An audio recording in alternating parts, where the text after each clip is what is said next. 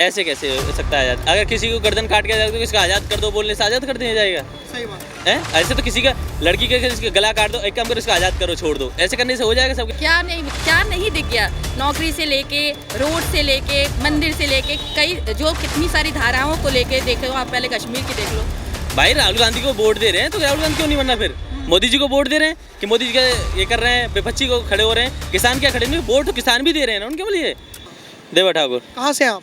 बुलंदशहर से, नोबल से ही से। 2024 में किसकी सरकार आती हुई दिख रही है? मोदी जी की आएगी और किसकी आएगी? जय श्री राम की, जय श्री राम के नारे हैं ज़्यादा।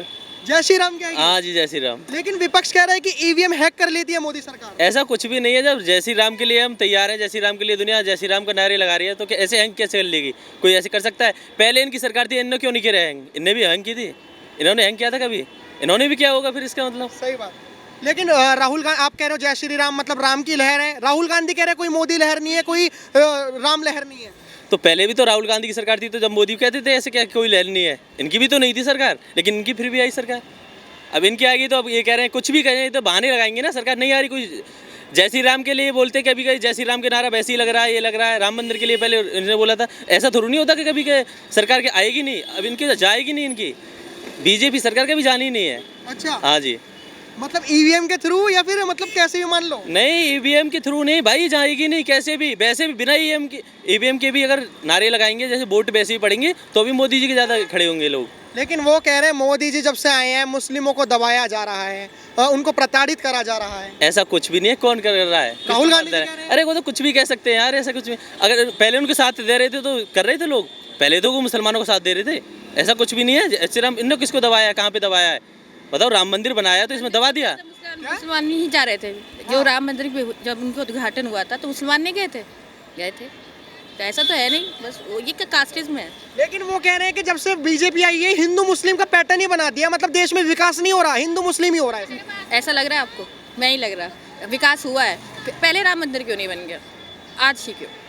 सरकार तो और भी आई गई, तो पहले भी बन सकता है। मतलब विकास ऐसे क्या दिख गया आपको? मतलब बीजेपी सरकार क्या नहीं दिख गया।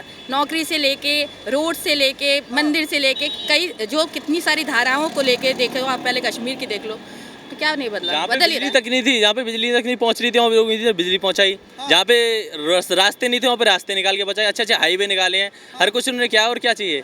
लेकिन आप एक महिला हैं, विपक्ष आरोप भी लगाता है कि जब से बीजेपी सरकार आई है महिला असुरक्षित है। सबसे असुरक्षित अब हुई है महिला। अच्छा, कितनी सारी घटना, अभी पहले की घटना और अभी की घटना में कंपेयर कर लीजिए, पता चल जाएगा कौन सुरक्षित कौन नहीं है। अब तो मोदी जी के आने के बाद गर्ल्स की अगर जॉब की बात करते हैं, नाइट शिफ्ट बंद हो गई है गर्ल्स की प्राइवेट सेक्टर्स में। हाँ। उन्होंने पहले ही अलाउ करना बना कर दिया। 6:30 के बाद कोई भी प्राइवेट सेक्टर लड़कियों को ये नहीं कर सकता कि आपको जॉब करनी है। खैर इच्छा उनकी टाइमिंग है, लेकिन नाइट शिफ्ट बंद हो गई ज़्यादातर। तो मतलब लग रहा है महिलाओं का विकास हो रहा है। बिल्कुल। लेकिन जिस तरीके से फिर कांग्रेस आरोप लगा रही है वो झूठे तो नहीं लगा सकती? विपक्ष का काम ही आरोप लगाना होता है, नहीं लगाएगी तो काम कैसे करेगी? लेकिन अब जिस तरीके से आप देख रहे हो कि किसानों भी बॉर्डर पे आ चुके हैं, कहीं ना कहीं विपक्ष का हमला ये भी है कि जो बीजेपी सरकार है वो किसानों के लिए बिल्कुल नहीं सोचती। चाहे वो राकेश टिकैत हो जिन्होंने पहलवानों का आंदोलन करा हो, चाहे वो किसानों का आंदोलन करा हो, किसानों के बारे में नहीं सोचती। सबके लिए सोचती है, क्यों नहीं सोचती? किसान का वोट ही नहीं दे रहे, किसान का वोट ही नहीं दे रहे। किसान कहीं जाके, अरे वो तो होता है लोगों के लिए, नहीं चलेगा राजनीति कैसे चलेगी? वो तो लोगों को राजनीति के लिए तो लोग सोचते हैं कि यहाँ चले जाओ, किसानों का आंदोलन। किसानों में जाके देखो, गाँव में जाके देखो, किसान वोट नहीं दे रहे। किसको वोट दे रहे हैं? राहुल गांधी को दे रहे, क्यों नहीं बनना फिर? भाई राहुल गांधी को वोट दे रहे हैं तो राहुल गांधी क्यों नहीं बनना फिर?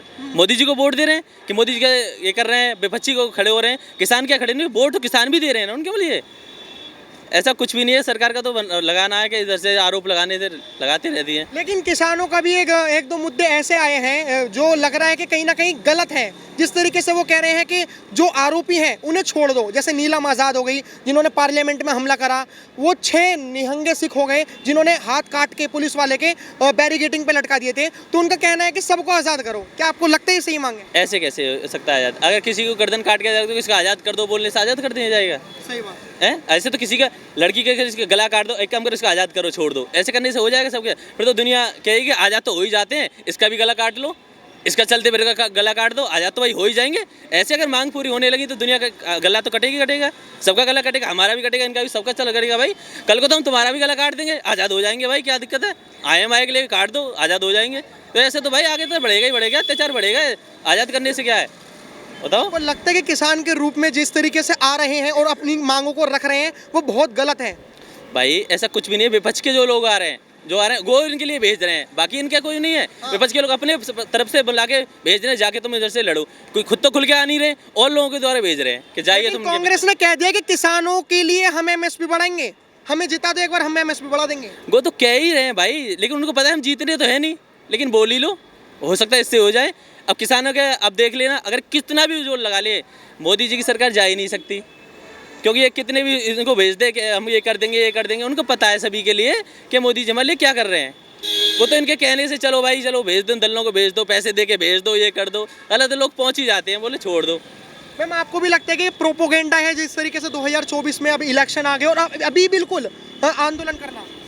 खैर ये प्रोपेगेंडा है या नहीं मैं नहीं जानती, लेकिन इतना ज़रूर कहना चाहूँगी कि मोदी जी के आने के बाद बहुत सारी चीज़ें चेंज हुई हैं।